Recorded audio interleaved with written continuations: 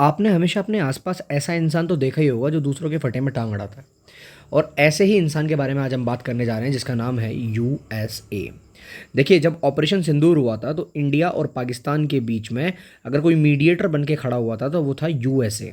हालांकि मीडिएटर वाली बात कोई थी नहीं, because India was taking all the decision independently.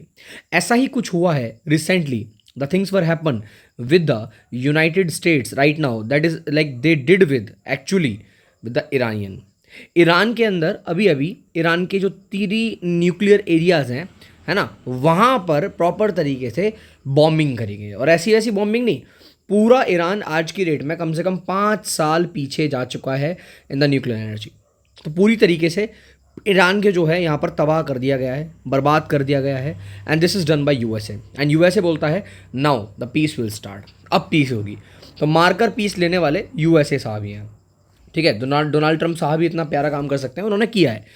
तो दोस्तों, आज हम इसी वीडियो के अंदर ये सब चीज़ें डिस्कस करेंगे और मैं बताऊंगा आपको सारे के सारी चीज़ें कि किस तरीके से एक्चुअली यहाँ पर यूएसए ने अपना इन्वॉल्वमेंट शो करा और हमें बहुत सारे केसेस देखने को मिले। तो नमस्कार दोस्तों, मैं मोहित शर्मा एलके अकेडमी से, और आज की वीडियो में हम बात करने जा रहे हैं इन्हीं सब कॉन्सेप्ट्स के बारे में। चलिए डिस्कस करते हैं एक बार। उससे पहले मैं आपको एक वीडियो दिखाना चाहूँगा, please look that video. Time ago, the U.S. military carried out massive precision strikes on the 3 key nuclear facilities in the Iranian regime: Fordow, Natanz, and Esfahan. Everybody heard those names for years as they built this horribly destructive enterprise. Our objective was the destruction of Iran's nuclear enrichment capacity and a stop to the nuclear threat posed by the world's #1 state sponsor of terror. Tonight I can report to the world that the strikes were a spectacular military success. Iran's key nuclear enrichment facilities have been completely and totally obliterated. Iran, the bully of the Middle East, must now make peace. If they do not, future attacks will be far greater and a lot easier. For 40 years, Iran has been saying death to America, death to Israel. They have been killing our people, blowing off their arms, blowing off their legs with roadside bombs. That was their specialty. We lost over 1,000 people, and hundreds of thousands throughout the Middle East and around the world have died as a direct result of their hate. In particular, so many were killed by their general, Qasem Soleimani. I decided a long time ago that I would not let this happen. It will not continue. I want to thank and congratulate Prime Minister Bibi Netanyahu. We worked as a team like perhaps no team has ever worked before. And we've gone a long way to erasing this horrible threat to Israel. सो आप लोगों ने ये video सुना जहां Donald Trump साफ साफ बोलते हुए दिख रहे हैं कि भाई साहब, मिलिट्री के लिए सबसे बड़ा अचीवमेंट है ये जो इन्होंने यहाँ पर बात कही। सो आई डोंट थिंक सो कि एक्चुअल में ये इतना बड़ा अचीवमेंट इनके लिए सच में है भी, क्योंकि अभी जो यहाँ पर हुआ है, इन्होंने प्रॉपर तरीके से फोर्डो जो कि सबसे बड़ा बेस है, न्यूक्लियर बेस है, किसके लिए? ईरान के लिए। उसके बाद ठीक है नतन एंड देन इस्फान, ठीक है, ये पूरे के पूरे एरियाज़ प्रॉपर तरीके से डिस्ट्रॉयड कर दिए गए। एंड अगर मैं फोर्डो की बात करूँ ना, तो ये तो ऐसा एरिया है जो कि बहुत नीचे है। एंड इसके लिए क्या टेक्नोलॉजी यूज़ करी है, क्या चीज़ें यूज़ करी हैं, वो मैं आपको इस वीडियो में बताऊंगा। हालांकि डोनाल्ड ट्रंप ने बहुत बड़ा ट्वीट करा, साफ साफ बोला कि भाई हम तो फोर्डो, नतान एंड द इस्फान, इन तीनों एरियाज़ में प्रॉपर तरीके से उन्होंने अटैक किया। अटैक करने के बाद उन्होंने प्रॉपर तरीके से वहाँ पर डिस्ट्रॉय करे और उन्होंने यूएस मिलिट्री के पॉजिटिव की फैक्टर्स बताए इसमें। इन्होंने बोला, ट्रंप ने बोला, this is an historic movement for the United States of America, Israel and the world. Iran must now agree to end this war, thank you. तो भाई साहब, पीस जो है ना वो सेट करना चाह रहे हैं चाटा मार के। मतलब आपके घर में कोई आता है, आपके उससे झगड़े हो चुके हैं, तो पहले आप उसके गाल पे चांटा मारोगे, फिर आप उसे समझाओगे कि देखिए लड़ाई झगड़ा करना, मारा पीटी करना बहुत गलत बात है, तो आप मत करिए। हालांकि ये यूएसए बहुत पहले से करता हुआ आ रहा है, उसकी फितरत है, आदत है ना।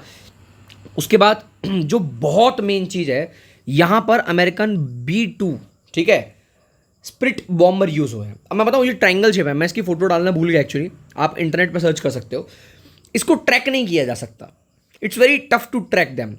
एंड ये पूरी तरीके से ना बंकर बस्टर है, मतलब ये अगर कोई बंकर बना हुआ ना बहुत गहराई में, ये क्या करता है, बॉम्ब छोड़ता है ना। जैसे अभी जो अटैक किया गया था ना प्रॉपर तरीके से, दैट इज कॉल्ड GBU-57, ये मिसाइल छोड़े गए थे। ये क्या करती हैं, ये नीचे आती हैं, अटैक करती हैं अंडरग्राउंड। सपोज करो ये बेस ग्राउंड है, तो ये नीचे आने के बाद यहाँ ग्राउंड में पहुंचने के बाद तब ब्लास्ट करती है, तब इसका इम्पैक्ट होता है।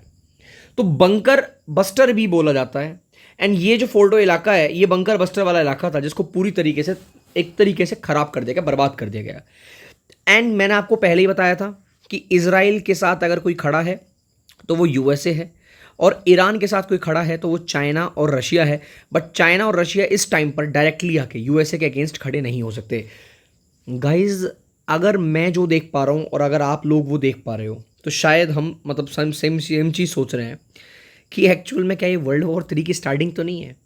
अगर आपने वर्ल्ड वॉर 1 और वर्ल्ड वॉर 2 के बारे में पढ़ा हो, चलिए मैं आपको थोड़ी देर में इसके बारे में बताता हूँ, बट उससे पहले मैं बताता हूँ इजराइल के ऑफिशियल्स ने क्या बोला कि कई बार स्ट्रेंथ जो होती है ना, strength will become the reason of peace. यानी कि जो USA ने किया है, ये प्रेसिडेंट ट्रंप की स्ट्रेंथ को रिप्रेजेंट करता है। And USA did a very lot in terms of strength. Video में एड्रेस करते हुए बहुत सारी चीज़ें बोली इजराइल के प्राइम मिनिस्टर ने, है ना, बेंजामिन साहब ने बहुत सारी चीज़ें बोली। नाउ फिलहाल तो बहरहाल एक बात है, Iran will revert back, definitely revert back. लड़ाई होगी, युद्ध होगी, प्रॉपर तरीके से होगा, ठीक है। बहुत सारी ट्रीटीज से, बहुत सारी चीज़ों से फॉल बैक भी किया जाएगा। So this will become the most impactful situation या condition. So this will gonna happen very सून।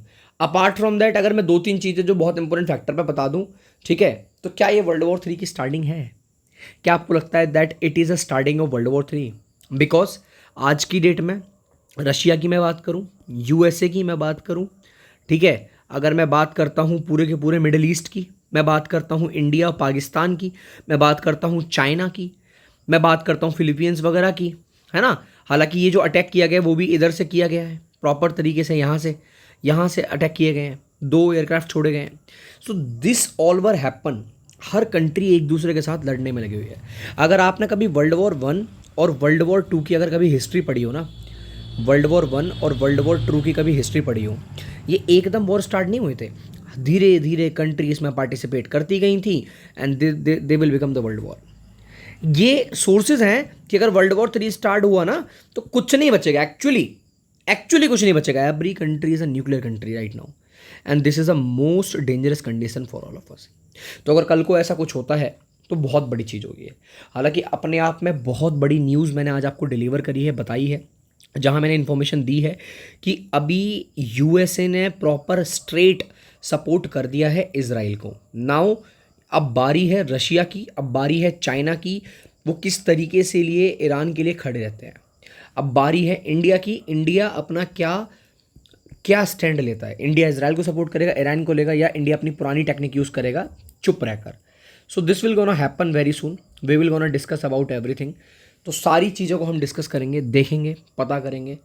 तो आई होप आपको कंटेंट जो है बहुत बढ़िया लगा होगा, मज़ा आया होगा सुनकर, ये सोर्सेज देख के अच्छा लगा होगा।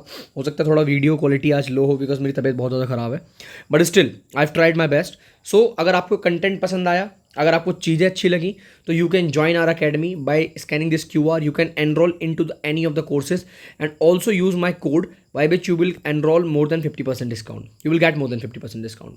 आई होप मज़ा आया आपको, इंटरेस्टिंग लगा, तो वीडियो को लाइक करना, चैनल को सब्सक्राइब करना, और हम मिलेंगे नेक्स्ट वीडियो में। सो तब तक के लिए जय हिंद एंड वंदे मातरम।